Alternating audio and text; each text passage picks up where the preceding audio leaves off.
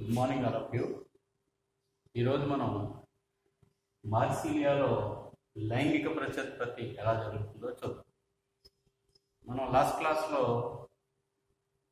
మార్సిలియాలో జరిగే సాకీయ ప్రత్యుత్పత్తి అలాగే అలైంగిక ప్రత్యుత్పత్తి స్పోరోకార్పులో సిద్ధి బీజాలు ఎలా ఏర్పడతాయి, అలాగే స్పోరోకార్పు యొక్క నిర్మాణము, ఆ సిద్ధి బీజాలు రెండు రకాల సిద్ధి బీజాలు ఏర్పడతాయి అనేసి మనం చెప్పుకున్నాం. అలాగే అవి ఎలా విడుదలవుతాయో కూడా చెప్పుకున్నాం. అది మనకి అలైంగిక ప్రత్యుత్పత్తిలో చెప్తాం, సిద్ధి బీజంలో జరిగే అలైంగిక ప్రత్యుత్పత్తిలో చెప్తాం. అయితే ఆ స్పోరోకార్పు నుంచి విడుదలైనటువంటి రెండు రకాల సిద్ధి బీజాలు, స్థూల సిద్ధి బీజాలు, సూక్ష్మ సిద్ధి బీజాలు, మైక్రోస్పోర్స్ అండ్ మెగాస్పోర్స్, ఈ రెండు కూడా మొలకెత్తిన తర్వాత మనకి సంయోగ బీజాలు ఉత్పత్తి అవుతాయి. అప్పుడే మనకి లైంగిక ప్రత్యుత్పత్తి అనేది ఆ సంయోగ బీజాలలో జరుగుతుంది. అయితే ముందు సిద్ధి బీజాలు మొలకెత్తి సంయోగ బీజాలు ఎలా ఏర్పడతాయి అనేది చూద్దాం. అలాగే సంయోగ బీజాలలో ఈ లైంగిక ప్రత్యుత్పత్తి జరగడానికి అవసరమైనటువంటి లైంగికాంగాలు అంటే యాంత్రీడియాలు, ఆర్కిగోనియాలు ఎలా ఏర్పడతాయో ఫస్ట్ చూద్దాం. ఈ విధంగా సంయోగ బీజాల యొక్క ఉత్పత్తి ఫార్మేషన్ ఆఫ్ గ్యామ్టోఫైట్స్.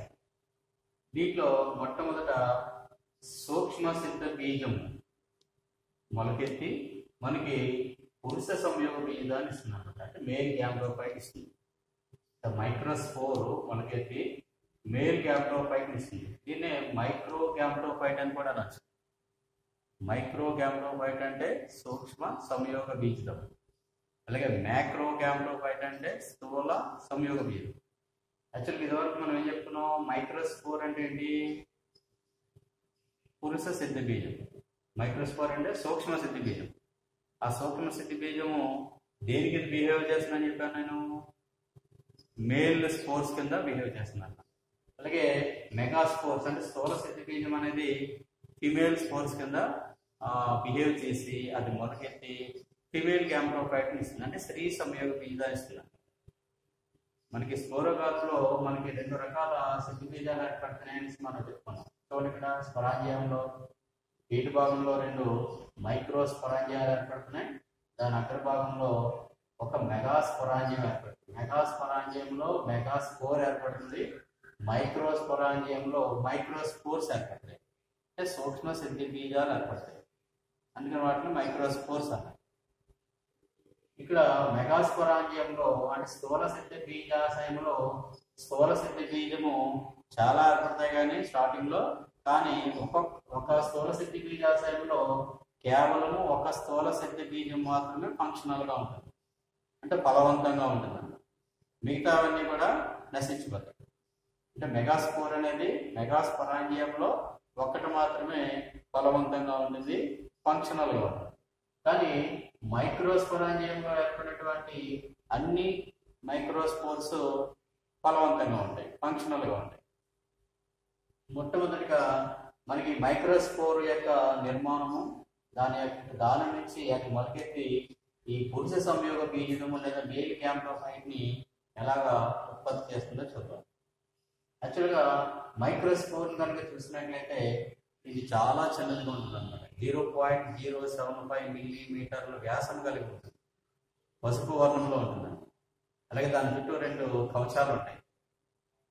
వెలుపల కవచం చాలా పారదర్శకంగా ఉంటుంది, దాన్ని ఎక్సైన్ అంటారు. లోపల కవచము మందంగా ఉండి సెల్యులోజ్తో నిర్మితమై ఉంటుంది, దాన్ని ఇంటైన్ అంటారు. ఎక్సైన్ ఏమో ఎక్సోస్పోరియం అనొచ్చు, ఇంటైన్ ఏమో ఎండోస్పోరియం అనొచ్చు. అదే ఎక్సైన్, ఇంటైన్, వెలుపల కవచము, లోపల కవచం. అలాగే వెలుపల కవచం మీద మనకు ఒక త్రికోణాకృతిలో ఉన్నటువంటి ఒక స్పర్ణ ఉంటుంది, ఒక గాడి ఉంటుంది అన్నమాట. అంటే భవిష్యత్తులో సిద్ధి బీజం మొలకెత్తేటప్పుడు ఆ త్రికోణాకృతిలో ఉన్నటువంటి ఆ గాడి ద్వారానే మొలకెత్తుతుంది అనమాట, బీజ కవచాలు పగల ద్వారా. అదేవిధంగా సిద్ధి బీజం, సూక్ష్మ సిద్ధి బీజం అనేది మైక్రోస్పోర్ అనేది, అలాగే పురుష సంయోగ బీజాన్ని ఉత్పత్తి చేసే ఆ సూక్ష్మ సిద్ధ బీజము చాలా సూక్ష్మంగా ఉంటుంది, పసుపు రంగులో ఉంటుంది, రెండు కవచాలు కలిగి ఉంటుంది. వెలుపల కవచం మీద త్రికోణాకృతిలో ఉన్నటువంటి గాడిని కలిగి ఉంటుంది. అలాగే లోపల చిక్కటి జీవ పదార్థం ఉంటుంది, అలాగే ఒక స్పష్టమైనటువంటి కేంద్రకాన్ని కలిగి ఉంటుంది. ఈ సిద్ధి బీజాలు మనకి ఏకస్థిత స్థితిలో మనకి కనిపిస్తాయి, మోనోప్లాయిడ్ స్టేజ్లో ఉంటాయి. అయితే ఆ సిద్ధి బీజము మొలకెత్తేటప్పుడు అంకురించి, అంటే ఇంచుమించు అంకురించడానికి 1-2 గంటలు అంకురిస్తుంది. అలాగే ఆ తర్వాత 10-12 గంటలలో ఆ సిద్ధి బీజంలోనే పూర్తి స్థాయిలో అభివృద్ధి చెందినటువంటి మేల్ గ్యామ్టోఫైట్ ఏర్పడుతుంది. సిద్ధి బీజము లోపలే మేల్ గ్యామ్టోఫైట్ పూర్తి స్థాయిలో ఏర్పడుతుంది. అది బయటికి రాదు. సిద్ధి బీజ కవచములోనే మేల్ గ్యామ్టోఫైట్ లేదా పురుష సంయోగ బీజం అనేది లోపల ఏర్పడుతుంది. అంటే మార్సిలియా లేదా టైరోడోఫైటాలో మార్సిలియా వచ్చేసరికి ఈ గ్యామ్టోఫైట్ అనేది సంయోగ బీజపు దశ అనేది చూసారా ఎంత మినిమైజ్ అయిపోయిందో. అలా సిద్ధి బీజమే కంటికి కనిపించదు. 0.075 మిల్లీమీటర్ వ్యాసం కలిగి ఉంటుంది అన్నమాట. దాని లోపల మేల్ గ్యామ్టోఫైట్ ఏర్పడుతుంది. ఆ కవచం లోపల పూర్తి స్థాయిలో ఏర్పడిపోతుంది. అక్కడే మనకి మేల్ పురుష బీజ కణాలు కూడా ఉత్పత్తి చేస్తున్నాం మేల్ గ్యామ్టోఫైట్ తర్వాత డెవలప్మెంట్ స్టేజెస్. అంటే రాను రాను ఏమైందనమాట, సిద్ధి బీజపు దశ నుంచి టెరిడోఫైటాలో వెల్ డెవలప్డ్ ప్లాంట్స్ వచ్చేసరికి చెట్టు చివరికి సంయోగ బీజపు దశ అనేది ఇంకా మినిమైజ్ అయిపోయింది అనమాట. దాని పరిమాణంలో సైజు పరంగా కూడా క్షీణించి ఉంది. అలాగే దాని జీవిత కాలం కూడా చాలా తక్కువ కాలం మాత్రమే అది జీవించి ఉంటుంది అన్నమాట. మిగతాదంతా కూడా సిద్ధి బీజపు దశని చూపిస్తా ఉన్నాం. ఈ విధంగా సిద్ధి బీజం మైక్రోస్పోర్ మొలకెత్తి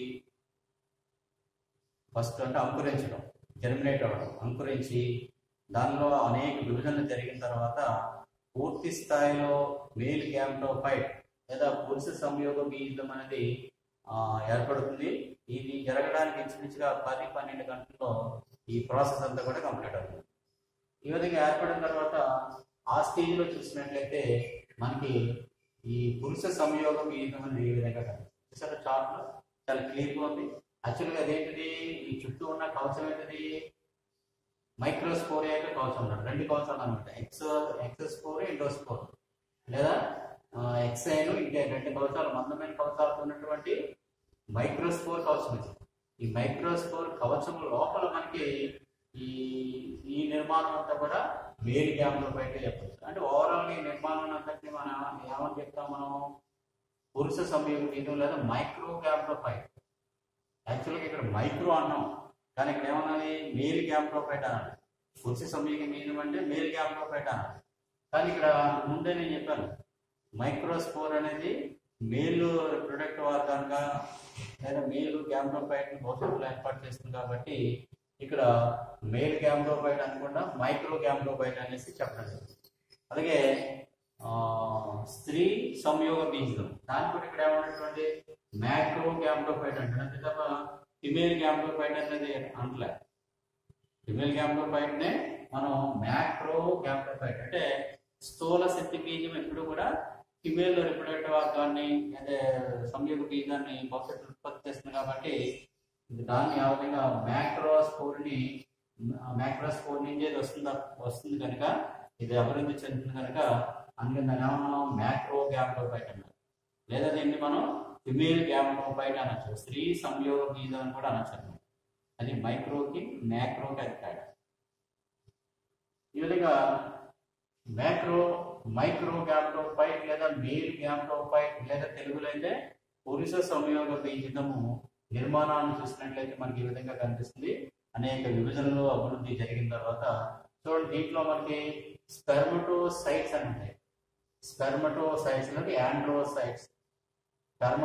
స్పెర్మటోసైట్స్ అంటే దీని నుంచి మనకి యాంథ్రీడియాలు ఉంటాయి. చూడండి ఇక్కడ 2 ఉన్నాయి. ఈ 2 తర్వాత విభజన తర్వాత 2 యాంథ్రీడియాలుగా మారుతూ ఉంటాయి. అలాగే ఒక ప్రొథాలియల్ సెల్ ఉంది. ప్రథమాంకుర కణం అనేది ఏటు భాగంలో ఉంటుంది. అలాగే ఒక 3 జాకెట్ లేయర్స్ ఉంటాయి. దీని చుట్టూ కూడా ఒక 3 జాకెట్ లేయర్స్ అంటే పంచుక కణాలు అంటారు. J1, J2, J3 అనే 3 జాకెట్ లేయర్ సెల్స్ ఉంటాయి. ఒక ప్రొథాలియల్ సెల్ ఉంటుంది అంటే ప్రథమాంకుర కణం ఉంటుంది. ఒక 2 యాంథ్రీడియాలను ఉత్పత్తి చేసే ఈ స్పెర్మటోసైట్స్ అనేవి ఇక్కడ ఉంటాయి అన్నమాట. అయితే ఇది ఫర్దర్గా ఇంకా కొన్ని విభజనలో జరిగిన తర్వాత చూసినట్లయితే ప్రతి యాండ్రోసైట్ లేదా యాంథ్రీడియాలో ఉన్నటువంటి యాండ్రోగోనియల్ కణం యాండ్రోగోనియల్ సైట్స్ లేదా యాండ్రోగోనియల్ కణము 4 సార్లు విభజన చెందడం ద్వారా ప్రతి యాంత్రిడియంలోనూ 16 యాండ్రోసైట్ కణాలు ఉత్పత్తి అవుతాయి, అంటే పురుష బీజ కణాలు ఉత్పత్తి అవుతాయి.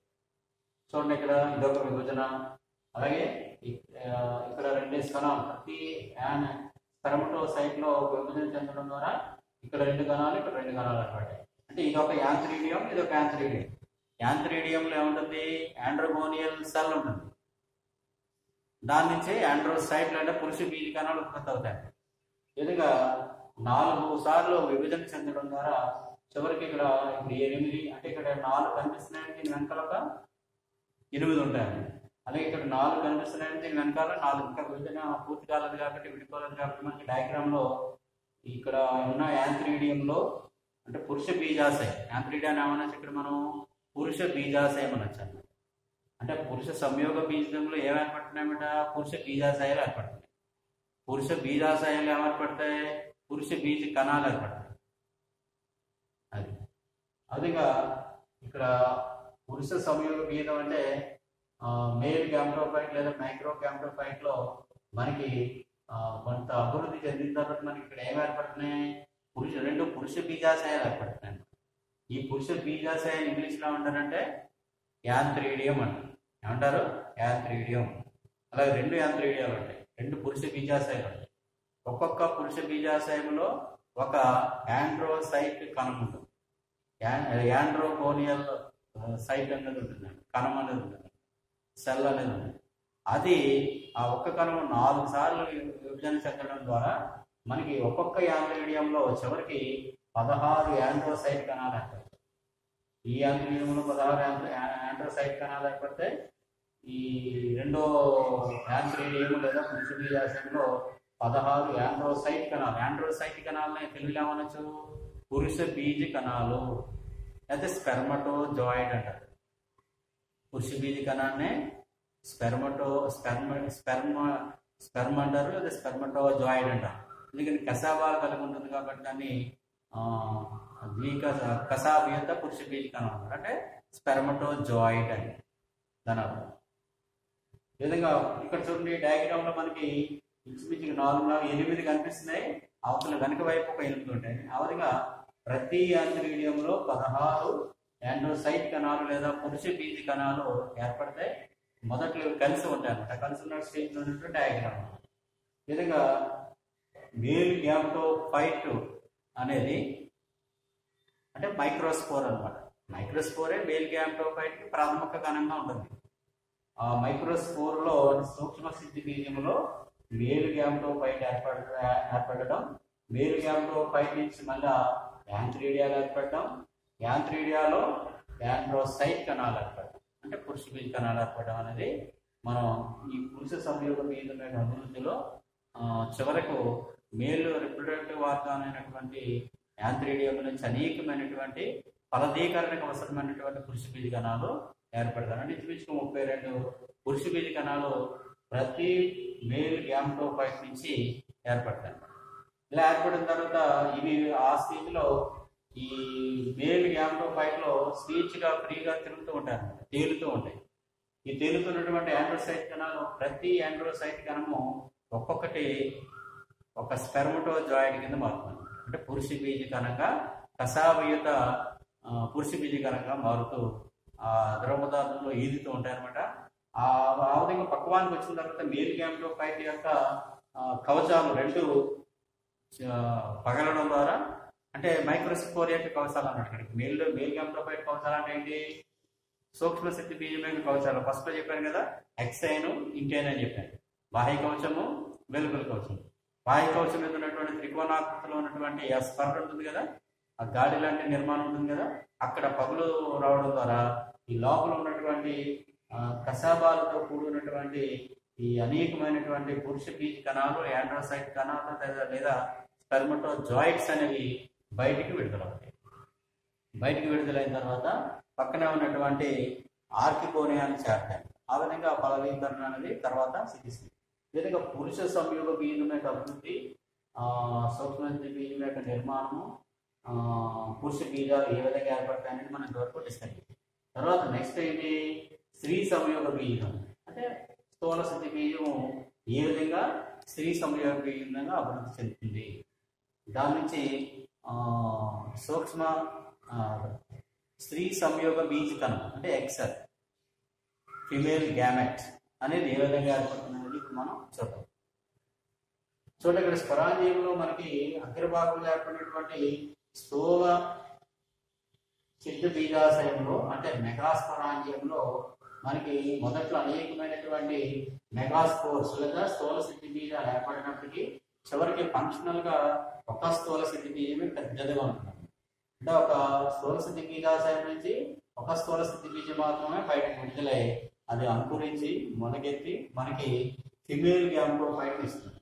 ఏమిస్తుంది? ఫిమేల్ గ్యామ్టోఫైట్. ఇక్కడ చూడండి, ఫిమేల్ గ్యామ్టోఫైట్ చూసారా, ఇది ఈ విధంగా ఉంటుంది. ఫిమేల్ గ్యామ్టోఫైట్ చాలా పెద్దదిగా ఉంటుంది. ఇప్పుడు మైక్రోస్పోర్ అనేది చాలా సూక్ష్మంగా ఉంటుందని చెప్పాను, అంటే సూక్ష్మ సిద్ధి బీజం. కానీ ఇక్కడ అలా కాదు, స్థూల సిద్ధి బీజం చాలా పెద్దదిగా ఉంటుంది. ఒకటే ఉంటుంది, చాలా పెద్దదిగా ఉంటుంది. దీని చుట్టూ కూడా 2 కవచాలు ఉంటాయి. చూడండి, ఇక్కడ స్టార్ట్ లేదని నేను వేసాను. దీని చుట్టూ కూడా 2 కవచాలు ఉంటాయి. స్టార్టింగ్ కవచాలు ఉండి దీని లోపల మనకి ఒక కేంద్రకం ఉంటుంది, స్పష్టమైనటువంటి జీవ పదార్థం ఉంటుంది. అయితే ఈ తర్వాత అంకురించిన తర్వాత ఇది అభివృద్ధి చెందేటప్పుడు మనకి కేంద్రకము స్థూల సిద్ధి బీజంలో పూర్వ భాగంలోకి వచ్చేస్తున్నాం. పూర్వభాగం యొక్క టిప్ రీజియన్లోకి వచ్చేస్తున్నాం, అగ్రభాగంలోకి వచ్చేస్తున్నాం. ఆ పూర్వభాగం ఒక అర్ధచంద్రాకారంగా ఉన్నటువంటి ఒక బొడుపు వంటి నిర్మాణంగా మారుతుంది. అర్ధచంద్రాకారంగా ఉన్నటువంటి ఒక బొడుపు వంటి నిర్మాణంగా పెళ్ళుకి వస్తుంది, ఇలా బయటకు ఉబ్బికి వస్తుంది, ఈ షేప్ లో వస్తుంది. ఆ రీజియన్ లోనే మనకి కేంద్రకం, స్పష్టమైన కేంద్రకం ఉంటుంది. దాని చుట్టూ చిక్కటి జీవ పదార్థం ఉంటుంది. దాని పరభాగంలో ఉన్నటువంటి భాగం అంతా కూడా పలుచటి జీవ పదార్థంతో, అనేకమైనటువంటి నూనె బిందువులతో, అంటే ఆయిల్ డ్రాప్లెట్స్ తోటి, కొన్ని పోషక పదార్థాలతోటి ఎక్కువ ఇస్తేనో ఈ పరభాగం అంతా కూడా ఈ న్యూట్రిషన్ సంబంధించినటువంటి పోషక పదార్థాలతో నిండిపోయి ఉంటుంది అన్నమాట. ఈ పూర్వ భాగంలో మాత్రం కేంద్రకము, చిక్కటి జీవ పదార్థం ఉంటుంది. ఆ తర్వాత అక్కడ ఒక విభజన, అనేక విభజనలు జరగడం ద్వారా ఆ పూర్వ భాగంలో ఉబ్బుకు వచ్చినటువంటి ఆ నిర్మాణమే చివరికి ఒక ఆర్కికోరియంగా మారుతుంది. అనేక విభజనలు చెందిన తర్వాత, అనేక అభివృద్ధి దశలు జరిగిన తర్వాత, ఆ అభివృద్ధి దశలో మనం డిస్క్రైబ్ చేయక్కర్లేదు, మనం ఎగ్జామ్లో రాసేటప్పుడు పూర్తిగా అభివృద్ధి చెందినటువంటి ఫిమేల్ గ్యామ్టోఫైట్ స్ట్రక్చర్ని డిస్క్రైబ్ చేస్తే చాలు.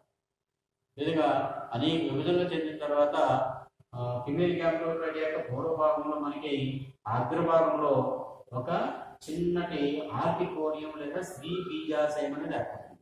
అంటే స్త్రీ సంయోగ బీజంలో స్త్రీ బీజాశయం అనేది ఏర్పడుతుంది. అలాగే ఇక్కడ పురుష సంయోగ బీజంలో పురుష బీజాశయాలైనటువంటి యాంత్రీడియం ఏ విధంగా అయితే ఏర్పడ్డాయో, ఇక్కడ స్త్రీ సంయోగ బీజంలో మనకి దాని యొక్క కొన భాగంలో ఒక స్త్రీ బీజాశయం అనేది ఏర్పడుతుంది. స్త్రీ బీజాశయము, ఇక్కడ స్త్రీ బీజాశయం ఏమంటాము? ఆర్కికోరియం అంటారు. ఇక్కడ ఏమంటాం? యాంత్రీడియం అంటారు. యాంత్రీడియం అంటే పురుష బీజాశయం, ఇక్కడ ఆర్కికోరియం అంటే స్త్రీ బీజాశయం. స్త్రీ బీజాశయం ఏ కణం ఏర్పడాలి మనకి? ఫలదీకరణ చెందాలంటే స్త్రీ బీజ కణం అనేది ఏర్పడుతుంది. దాన్ని ఎక్సెల్ అంటారు లేదా ఓవం అంటారు. పురుష బీజ కణాలు, ఇక్కడ విడుదలైన పురుష బీజ కణాలు వచ్చి ఈదుకుంటూ వచ్చి ఈ ఆర్కికోరియం ద్వారా ప్రవేశించి ఆర్కికోరియం యొక్క పీఠ భాగంలో ఉన్నటువంటి ఈ స్త్రీ బీజ కణాన్ని లేదా ఎక్సెల్ లేదా ఓవం, సరే ఇక్కడ ఓవం, ఓవం అనే పెద్ద కణాన్ని కలవడం ద్వారా మనం ఫలదీకరణ చెందిందనేసి మనం చెప్తాము. ఇక్కడ చూడండి, ఆర్కికోరియం లేదా స్త్రీ బీజాశయం నిర్మాణం చూసినట్లయితే ఆర్కికోరియం చాలా పొట్టిగా ఉంటుంది. దాని చుట్టూ ఒక కంఠ భాగం ఉంటుంది, పై భాగంలో కంఠ భాగం ఉంటుంది, పీఠ భాగం ఉంటుంది. అయితే కంఠ భాగంలో 4 అంతస్తుల కణాలతో మెడ భాగం అనేది ఏర్పడుతుంది. కంఠంలో ఒక కంఠ కులియ కణమే ఉంటుంది.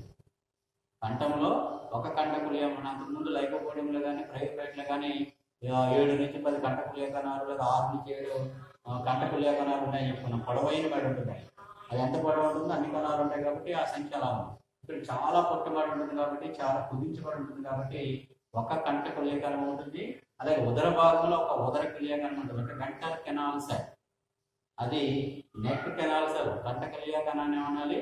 నెక్ కెనాల్ సెల్ అంటారు. ఉదర భాగంలో ఉన్నటువంటి ఆ కణాన్ని వెంటర్ కెనాల్ సెల్ అంటారు. ఉదర కుల్య కణం. ఉదరం అంటే వెంటర్ అంటే ఉదరం అని అర్థం తెలియదు. అలాగే వెంటర్ కెనాల్స్ అయిన తర్వాత నీటి భాగంలో ఒక పేద కణం ఉంటుంది, స్పష్టమైన కేంద్రకాన్ని కలిగి ఉంటుంది, చిక్కటి జీవ పదార్థాన్ని కలిగి ఉంటుంది. దీన్ని మనం ఓవం అంటాం, లేదా ఎక్సెల్ అని అంటారు, లేదా స్త్రీ బీజ కణములు అంటాం. ఇంగ్లీష్లో దాన్ని ఫిమేల్ గ్యామెట్ అంటాం. ఇక్కడ పురుష బీజ కణాన్ని విడుదలైన పురుష బీజ కణాన్ని అంటాం మేల్ గ్యామెట్స్ అంటారు, లేదా యాండ్రోసైట్స్ అంటారు. వాటికి కషాయాలు ఉంటాయి కాబట్టి స్పెర్మటోజాయిడ్స్ అంటారు. స్పెర్మటోసైట్ అన్నా యాండ్రోసైట్ అన్నా ఉంటాయి. ఇప్పుడు స్త్రీ సమీప బీజంలో అంటే ఫిమేల్ గ్యామెటోఫైట్ లో స్త్రీ బీజాశయం ఏర్పడింది. స్త్రీ బీజాశయంలో స్త్రీ బీజ కణం అనేది ఏర్పడింది. ఇలాగే ఏర్పడిన తర్వాత ఇప్పుడు ఆర్కిగోనియం వాటికి ఏది రావాలి? పురుష బీజ కణాలు రావాలి. అయితే విడుదలైనటువంటి పురుష బీజ కణాలు కషాయతంగా ఉన్నాయని చెప్పాను.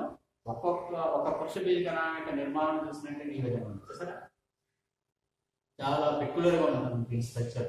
అనేక మెలికలు తిరిగి ఉంటుంది అనమాట, స్పైరల్ గా ఉంటుంది అనమాట. ఆ స్పైరల్ గా ఉన్నటువంటి వంపులాంటి నిర్మాణాలకి ఇంచుమించుగా 90 నుంచి 100 కషాయాలు కూడా ఉంటాయి. చాలా ఎక్కువ బహు కషాయతం అండి. విధంగా అనేక కషాయాలతో ఈ వెలుతిరిగినటువంటి పురుష బీజ కణము లేదా స్పెర్మటోజాయిడ్ అంటే స్పెర్మటోజాయిడ్. అయితే ఈ మెలికల్లో మొదటి 3 మెలికలలో మనకి కషాయాలలో ప్లెయిన్ గా ఉంటుంది. ఆ తర్వాత మెలికలన్నీ కూడా కషాయాలతో నిండి ఉంటుంది. ఆ తర్వాత కింద భాగము వంపు తిరిగి ఉన్నటువంటి కోశిక నిర్మాణంగా కనిపిస్తుంది. వంపు తిరిగి ఉన్నటువంటి వెలుతిరిగినటువంటి ఒక కోశిక నిర్మాణం లాగా ఒక సిస్ట్ లా కనిపిస్తుంది. ఈ కోశిక నిర్మాణంలోనే స్పష్టమైన కేంద్రం ఉంటుంది, జీవ పదార్థం ఉంటుంది.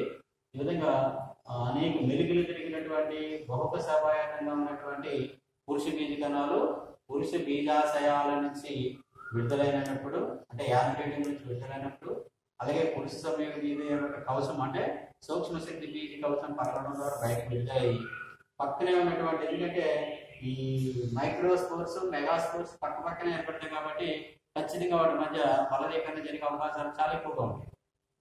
అదేవిధంగా పురుష బీజ కణము ఈదుకుంటూ చలిస్తూ చివరికి దాని పక్కనే ఉన్నటువంటి ఆర్కిగోనియాల వద్దకు చేరుతాయి. ఆర్కిగోనియా ఎప్పుడైతే స్త్రీ బీజ కణముతో సిద్ధంగా ఉందో అప్పటికి ఉదర కుళయ కణము కంఠ కుళయ కణము కరిగిపోయి ఒక జిగురు పదార్థాన్ని స్రవిస్తుంది. స్రవించే ఒక దారి అనేది ఏర్పడుతుంది. ఆ జిగురు పదార్థము అనేక కెమికల్స్ కలిగి ఉండడం వల్ల, అనేక రసాయన పదార్థాలను కలిగి ఉండడం వల్ల అది పురుష బీజ కణాన్ని అట్రాక్ట్ చేస్తుంది అన్నమాట. పురుష బీజ కణాన్ని అట్రాక్ట్ చేస్తూ దాన్ని స్వీకరిస్తుంది అన్నమాట. స్వీకరించడంతో ఈ ఆర్కిగోనియంలో ఉన్నటువంటి దారి ప్యాసేజ్ ఏదైతే ఉందో దాని ద్వారా ఈదుకుంటూ చలించుకుంటూ వెళ్ళి ఆ జిగురు పదార్థంలో కింద పీఠ భాగంలో ఉన్నటువంటి ఇక్కడ స్త్రీ బీజ కణంతో సంయోగం చెంది ఫలదీకరణ అనేది కంప్లీట్ అవుతుంది. ఫెర్టిలైజేషన్ అనేది కంప్లీట్ అవుతుంది. ఫెర్టిలైజేషన్ ఫలితంగా మనకి ఏర్పడుతుంది? సంయుక్త బీజం అనేది ఏర్పడుతుంది, లేదా జైగోట్ అనేది ఏర్పడుతుంది. ఆ జైగోట్ ఫర్దర్గా అనేక వృద్ధులు చెంది పిండంగా అభివృద్ధి చెందింది.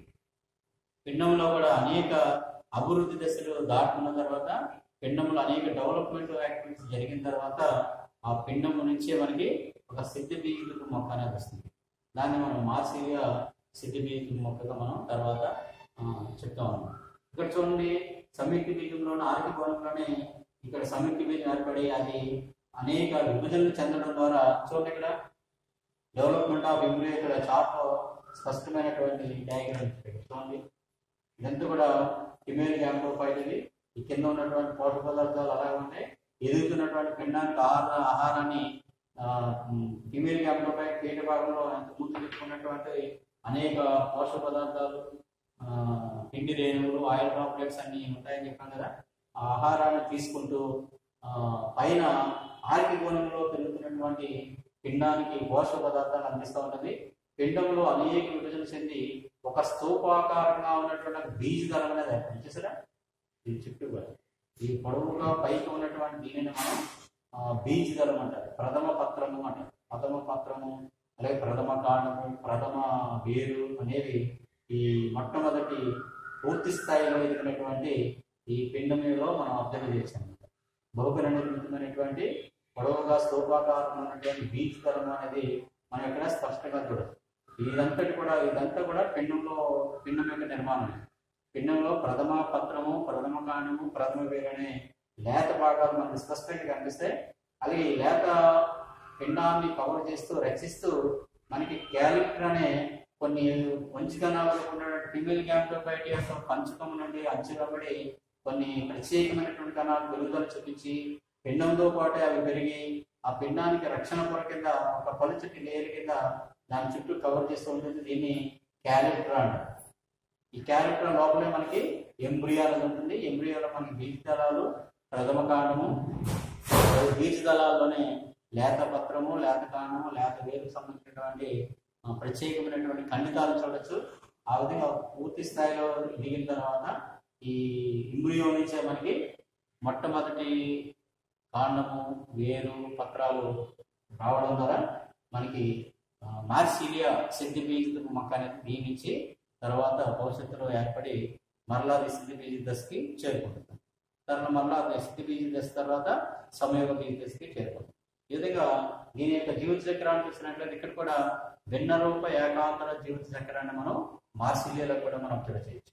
అంటే హెటెరోమార్ఫిక్ ఆల్టర్నేట్ లైఫ్ సైకిల్.